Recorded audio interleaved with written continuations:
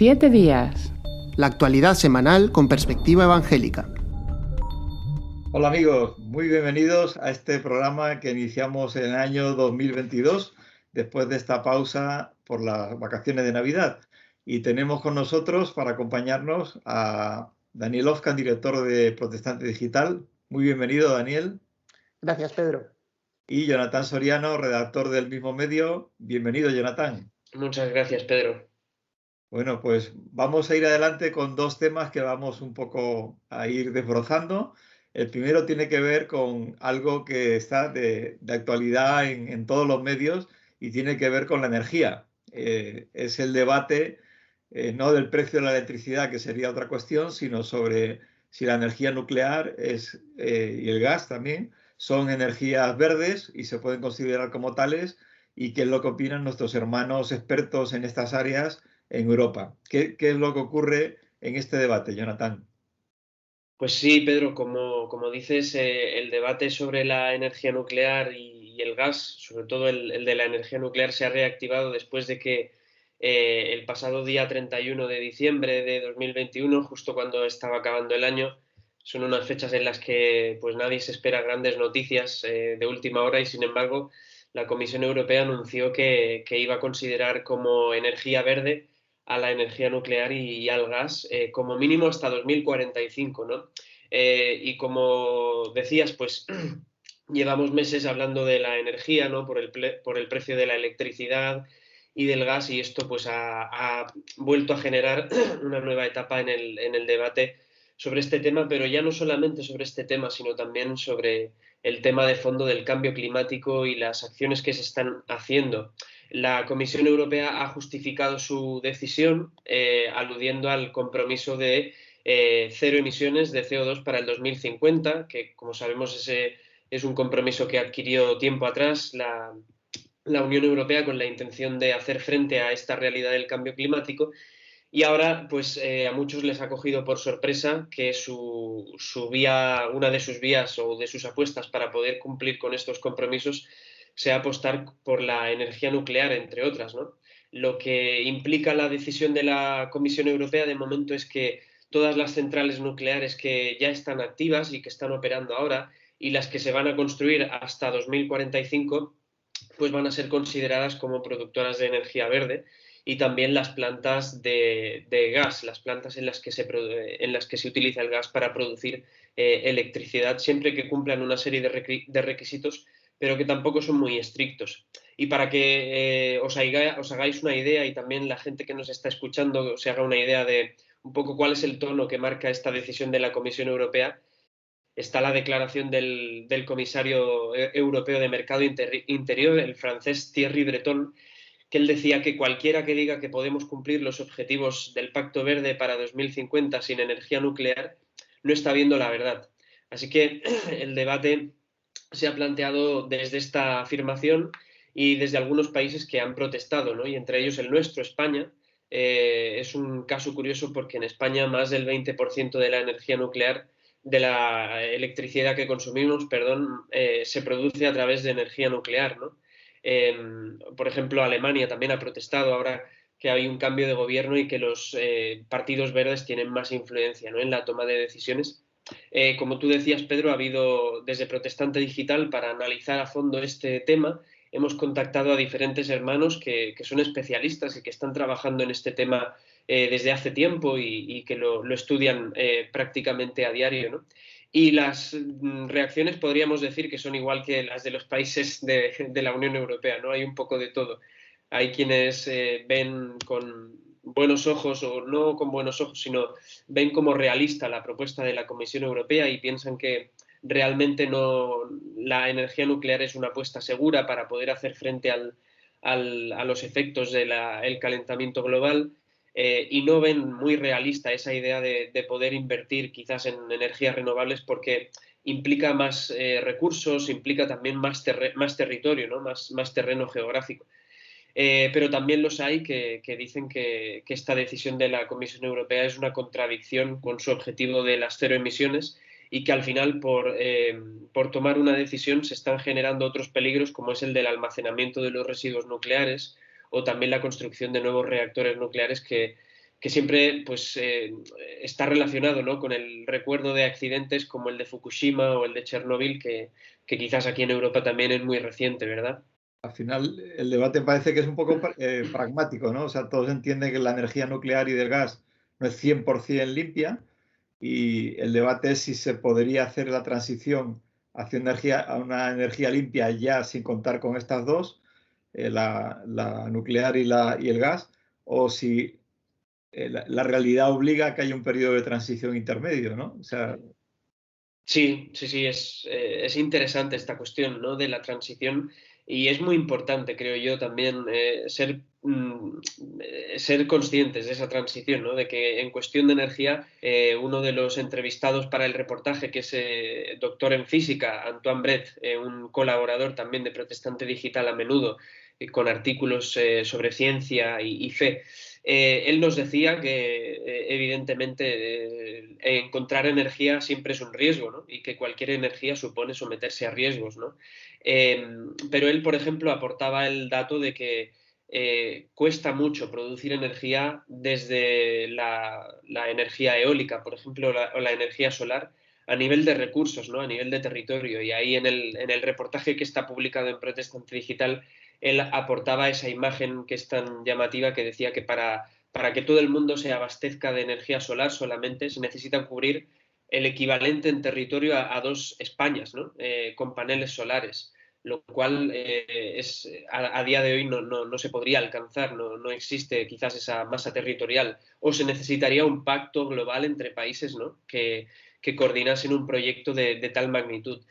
Por otro lado, también cabe decir que, como decías, Pedro, esto nos lo comentaba otro de los entrevistados, que es Miguel Wickham. Él es geógrafo y también colabora con Protestante Digital a menudo con artículos, y él apuntaba una reflexión muy interesante sobre el tema de la energía, ¿no?, que al final comentaba que es que tiene que ver más que nada con nuestro estilo de vida, ¿no?, y con la forma en la que vivimos. Y él pensaba sobre todo en apostar por la adaptación de nuestros edificios para que sean más sostenibles, ¿no?, para que cuando llega el frío, por ejemplo, a Madrid o a Barcelona o a Galicia, por comentar los tres lugares que están representados aquí ahora, pues que no tengamos quizá tanta necesidad de tirar de calefacciones a todo trapo de estufas, ¿no?, sino simplemente invertir en adaptar nuestras viviendas. Y ya no solamente eso, también se refería a él pues al tipo de transporte que predomina en nuestras ciudades, al tipo de producción también con el que cosechamos nuestros alimentos y producimos nuestra ropa. Y creo que esto es muy interesante, ¿no? Creo que la cuestión de la energía y el debate a largo plazo va por aquí, va por replantearse también un poco cuál es nuestro estilo de vida en este sentido. sí, todo cambio es complicado. Visitando Andalucía, que he ido en dos ocasiones, una por el premio Unamuno y otra un viaje que hice con mi esposa, han convertido grandes terrenos de cultivo en granjas solares, ¿no?, que son inmensos territorios o terrenos llenos de placas solares. Y hay un debate también de que si toda esta estructura de aluminio, cristal, etcétera, quitándole el pasto a los animales, también es algo ecológico, ¿no? O sea que Sí. que parece, por lo menos del sentido común, desde fuera de no experto, que el cambio debe ser algo que se debe hacer poquito a poco, ¿no?, y viendo las ventajas y desventajas que esto puede ir produciendo. Sí, sí, sí, es verdad, y es interesante que comentas eso. Me hace pensar en mi tierra natal, en Tarragona, ¿no?, que ahí también hay algunas sierras, y en las sierras pues últimamente se han desarrollado muchos proyectos de molinos eólicos, y es curioso que esto también ha despertado otro debate, ¿no?, y hay grupos ecologistas en la zona que están en contra de que se instalen molinos eólicos, porque piensan que también afecta al paisaje, y también hay sus contras, ¿no? No todos son pros. Entonces, no es un debate simple, y mi recomendación desde aquí al lector de Protestante, a la persona que nos está escuchando en el podcast, es que realmente profundice en el tema. Si tenemos algo bueno hoy, es que podemos encontrar mucho material al respecto, y eso nos permite profundizar, ¿no?, y no quedarnos simplemente con una opinión superficial. Y, por ejemplo, en el reportaje que publicamos en Protestante esta semana también era muy interesante. Contactamos con el Centro de Sostenibilidad de la Alianza Evangélica Mundial, Es un centro que comenzó, si no me equivoco, hace 2 o 3 años a funcionar, enfocado en temas de cambio climático, en temas de estudio sobre el clima, ¿no? Desde una cosmovisión bíblica, evangélica. Y el codirector de este centro, un hombre alemán, Matthias Boning, él nos decía que nos hablaba, ¿no? De no observar este debate desde lo superficial. Y, por ejemplo, hacía también un aporte muy interesante sobre esta decisión de la Comisión Europea de la energía nuclear, que él decía que está muy relacionada con los mercados, ¿no? Y que este tipo de decisiones al final lo que acaban marcando un poco es la pauta sobre dónde invertir, ¿no? En qué empresas invertir, en cuáles nuestra inversión va a estar más segura y en cuáles va a ser más sencillo, ¿no? Y es muy interesante esto también, ver cómo hasta qué punto, incluso en cuestiones como lo del clima, pues hay intereses y no es un debate superficial, sino que hay muchísimo donde escarbar y muchísimos intereses a considerar. Por eso, desde aquí vuelvo a repetir esa recomendación al lector y a la persona que nos escuche para que pueda profundizar y pueda encontrar más materiales, ¿no? Que los hay. Pues nada, les animamos a leer este artículo en Protestante Digital. Son muchas opiniones de expertos y por lo menos si no llegamos a una conclusión, sí darle referencias, ideas para poder ir armando un pensamiento en torno a esta situación. Y pasamos al segundo tema. Lo voy a leer el titular tal cual está porque me ha encantado. No es mío además, con lo cual puedo decirlo con toda libertad. Dice, dulce victoria legal para la libertad de conciencia. A ver, explícanos esto, Daniel Ofkan, ¿qué es esta dulce victoria? Así es, Pedro, una dulce victoria para la familia MacArthur y para la panadería Ashers, que han obtenido en el Tribunal Europeo de Derechos Humanos en cuanto a un caso que ya viene, del que venimos hablando desde hace ya varios años en Protestante Digital. De hecho, el caso comenzó en el año 2014 y vamos a explicar un poquito la trayectoria que ha tenido y cómo se ha llegado a esta final, a esta dulce victoria, porque se trata de una pastelería.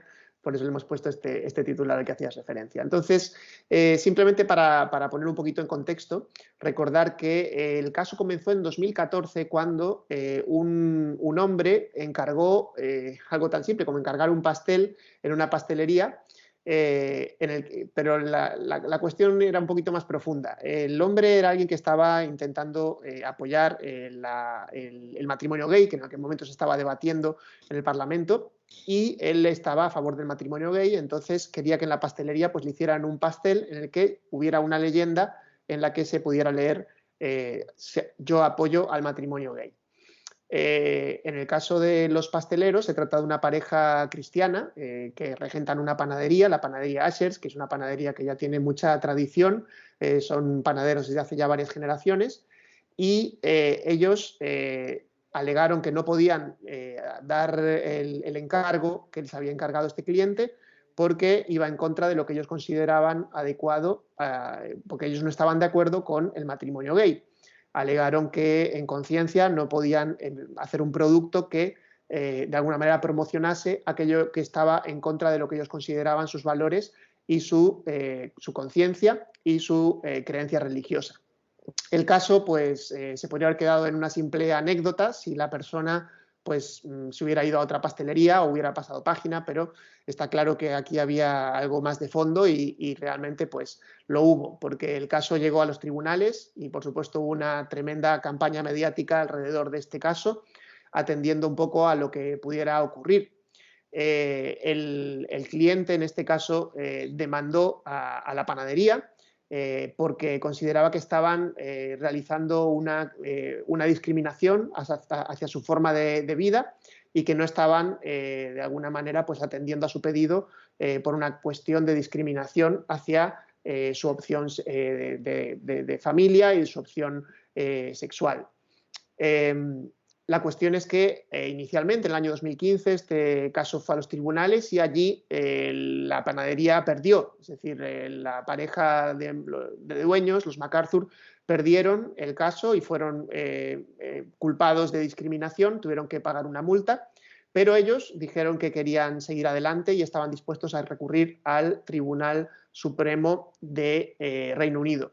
Cuando la Corte Suprema de Reino Unido empezó a tratar el caso, pues llevó unos cuantos años y no fue hasta el año 2018 cuando llegó la resolución que revirtió el resultado original del tribunal, dándole ahora sí la razón a la panadería y a los MacArthur, diciendo que no tenían por qué producir este tipo de mensajes que iban en contra de su libertad de conciencia, dado que no se trataba de un caso de discriminación, sino que primaba el derecho de ellos de no tener que estar difundiendo cuestiones, ideas con las que no estuvieran de acuerdo.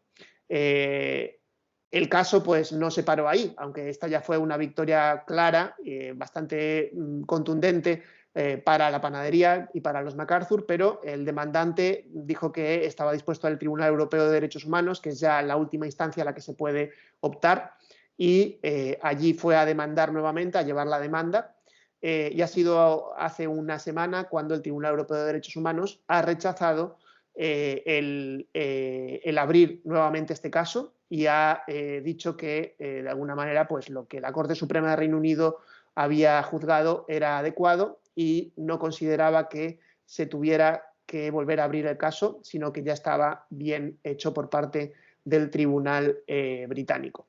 Así que bueno, es un caso un poco rocambolesco, pero que finalmente pues de lo que trata es de la libertad de conciencia y de la libertad religiosa, es decir, hasta qué punto en el ámbito público una persona, y en este caso pues un profesional que está desarrollando su trabajo, tiene que ser obligado o tiene que dar servicio en una cuestión en la que no está de acuerdo o en lo que no está con su conciencia, tranquilo con su conciencia dando este servicio. Hay que recordar que, y es un matiz importante, que este cliente ya había sido atendido por la panadería con otros muchos encargos anteriormente, es decir, no fue una cuestión de discriminación hacia la persona, sino que lo que los panaderos no hicieron fue dar servicio en un mensaje con el que ellos no estaban de acuerdo. Y esto ha sido un poco la clave que ha llevado a que no se considere un caso de discriminación, ya que ellos no estaban realizando, según los tribunales, un acto de discriminación, sino que lo que estaban haciendo era proteger su derecho a la libertad de conciencia y de expresión, en un sentido de también no querer expresar aquello con lo que no estuvieran de acuerdo. Está bastante claro la situación. Vamos a decir, lo que parece, en el fondo es como una especie de acoso, ¿no? Más que una libertad porque esta persona que encargó el pastel lo puede haber encargado a cualquier otro lugar, incluso a estos mismos pasteleros, y después de poner el rótulo que quisiera, ¿no? O sea, que realmente la situación, si uno la ve en panorámica, es imponer que alguien opine en contra de lo que cree, ¿no? Lo cual es una violación, ¿no? Realmente de la libertad de creer o no creer en cada persona. Esto es tremendo, ¿no? Es algo además en Reino Unido donde hay un porcentaje de evangélicos muy alto, o sea, muchísimo más alto que cualquier otro país europeo. Y de hecho la Alianza Evangélica Inglesa es la que tiene mayor número de miembros y si allí está pasando, demos por hecho que va a pasar aquí en España en algún momento, ¿no? O sea, que esto se ve que cada vez se acerca más. Lo digo también, aprovecho para que el Pisuerga pasa por Valladolid para decir que ha sido noticia también que aquí en España se ha creado el Foro ELA, que es una plataforma de casi todas las denominaciones o todas las grandes denominaciones evangélicas españolas junto con la Alianza Evangélica, precisamente para defenderse ante este tipo de acosos, ¿no? O sea, no para luchar contra ninguna ideología, pero sí para defendernos de que no se nos imponga a los creyentes o a cualquier ciudadano el tener que aceptar o asumir otra ideología en contra de lo que pensamos, porque esto es un totalitarismo, lo que pasaba con el franquismo, ¿no? El nacionalcatolicismo, imponer una forma de valores a toda la sociedad, creyera o no creyera, y hemos ido de ese extremo al extremo actual, que es un nacional laicismo en el que hay ideas en las que se imponen a los padres, a la sociedad, a las iglesias, y no puedes estar en contra, ¿no? Pero en fin, yo me alegro que el Tribunal de Derechos Humanos haya tomado esta decisión, porque es un apoyo, ¿no? En cara al futuro. Sí, sí. Hay un matiz importante también que comentaban los abogados, y es que la libertad de conciencia, decía ADF Internacional, que ha llevado el caso en el Tribunal Europeo de Derechos Humanos, la libertad de conciencia no puede ser un derecho de letra muerta, es decir, no puede ser un derecho que luego tú no puedas ejercer. porque muchas veces estos derechos que están garantizados por nuestras constituciones, pues el problema es cuando se ven amenazados, quién los defiende o cómo se defienden, ¿no? Y en este caso, por ejemplo, se estaba jugando la carta de la discriminación para intentar coartar este derecho. Y realmente esto es lo que a veces parece una deriva peligrosa, que la hemos visto también con otras leyes, con otras normas que hemos estado comentando en los últimos años, que ni siquiera son normas directas sobre asuntos que tengan que ver de libertad religiosa de conciencia, pero que acaban tocando a estos aspectos que tienen que ver con la educación, que tienen que ver con la libertad de expresión y que tienen que ver con la libertad de conciencia. Justamente la libertad de conciencia es un derecho que tampoco se puede quedar limitado al ámbito privado, que es algo que muchas veces otros dicen, ¿no? Dicen, bueno, tú puedes creer lo que quieras, tú crees lo que quieras, pero en tu casa o en tu ámbito privado o en tu iglesia, pero cuando estás en la sociedad no puedes comportarte de acuerdo a esas creencias o esos valores. Y esto, por supuesto, tiene que tener matices, y aquí es donde tenemos la justicia que nos puede ayudar, ¿no? Porque habrá cosas que sí, pero otras que no. Y en este caso, pues justamente, ¿no? El cliente parece que estaba queriendo obligar a una persona a desarrollar una labor profesional que no era tampoco una labor que no pudiera desarrollar otras personas que podrían hacerlo.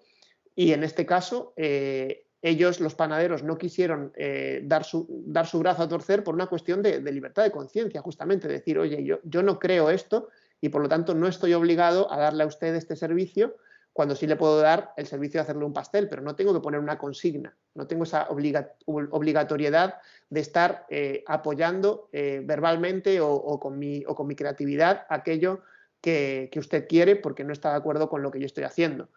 Y esto se puede se puede hacer el mismo ejemplo con muchas otras profesiones, ¿no? Es como si aquí en nuestro medio, pues nosotros le pidiéramos a una persona que hiciera profesión de fe, a una persona que no fuera cristiana, que escribiera algo como una profesión de fe, ¿no? Pues evidentemente no podemos hacer eso, estaría en contra de su libertad de conciencia. O bueno, llevado al caso de los médicos, aunque es un caso muy diferente, ¿no? Pero el tema de la objeción de conciencia por el aborto, que ahora se ha estado hablando también sobre este tema y ahora también la Unión Europea ha empezado a cuestionar este asunto o ha abierto algunas puertas que podrían derivar en esta limitación de la libertad de conciencia, pues realmente tenemos que pararnos y decir, no, por aquí no podemos ir por este camino, porque justamente es un camino que no es que solamente nos ataquen a nosotros, sino que va a socavar lo que es la sociedad y la libertad en la que ahora mismo podemos vivir.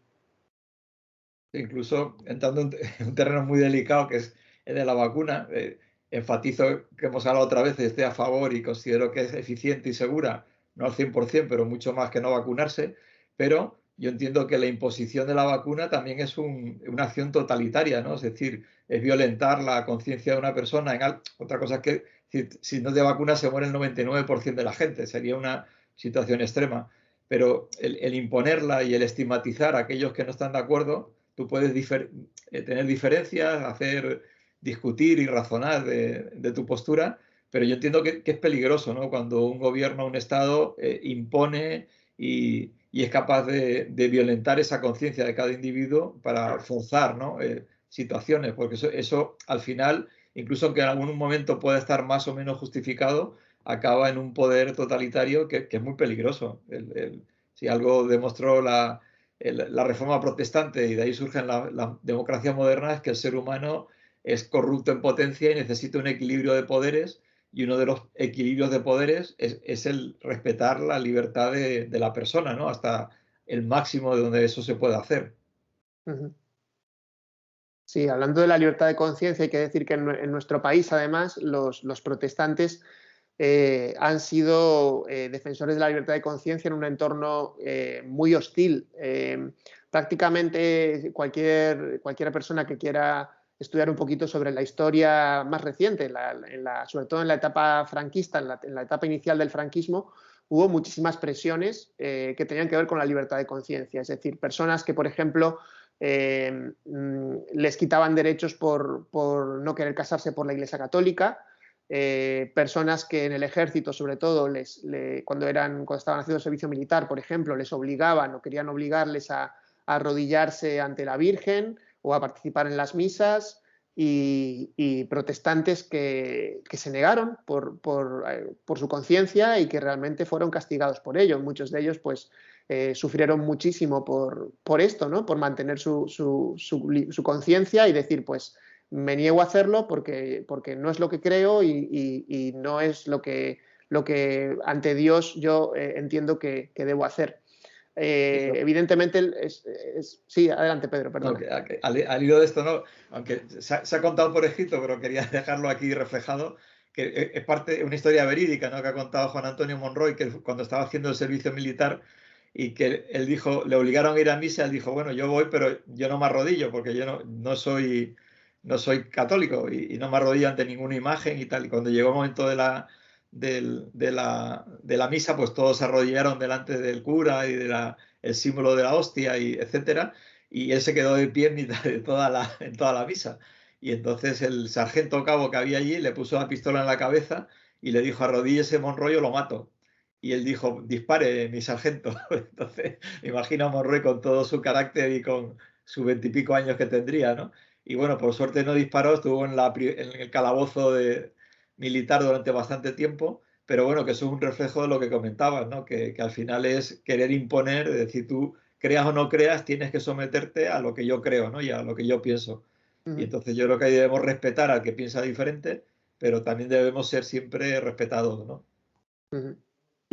Sí, yo creo que la sentencia del Tribunal Europeo de Derechos Humanos es muy buena, porque en cierto sentido también puede sentar un precedente, ¿no? Para futuros casos que se den. Y bueno, la jurisprudencia funciona también así, ¿no? Tirando de precedentes y de casos, así que es muy importante que se pueda contar con esta sentencia de cara a futuros casos, porque tal y como estáis comentando los dos y tal y como está el panorama de ahora, ¿no? Que al final la imposición parece que es algo innato a lo humano, que durante una época se da en un contexto y con una motivación, pero luego no es que desaparezca, sino que se da con otra motivación, ¿no? Pues tal y como decís, parece que la imposición va a querer seguir, ¿no? Va a seguir presente en nuestro contexto, y es muy importante contar con sentencias que te apoyan y que te respaldan también a nivel jurídico. No es una garantía absoluta, ¿no? Y lo perfecto en un mundo sería pues que todo el mundo tuviese una visión un poquito más amplia, ¿no? Y reconociese ese derecho a la libertad de conciencia. Pero bueno, la realidad también es que en muchos otros países, y aquí me adelanto un poco a algo que está por salir ahora, ¿no? Como cada año, es la lista mundial de persecución, pero en las próximas semanas estará toda la información en Protestante Digital. Pero en muchos países esa libertad de conciencia, en concreto cristiana, sigue llevando a muchas personas a la cárcel o a la muerte, ¿no? Entonces, creo que es importante contar con estas sentencias y con este respaldo también.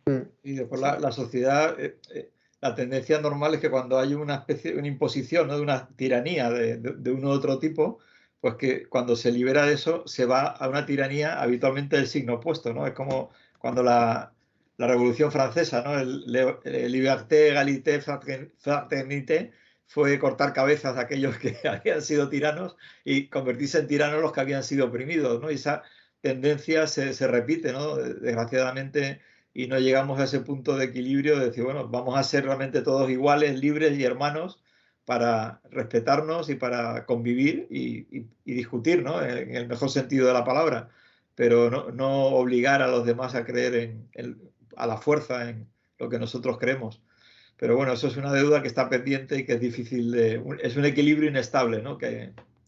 Sí, bueno, y desde luego, aún con estos casos, ¿no? Que vemos aquí, podemos en un sentido ser agradecidos y considerarnos afortunados, un poco lo que decía también Jonathan en cuanto al panorama internacional.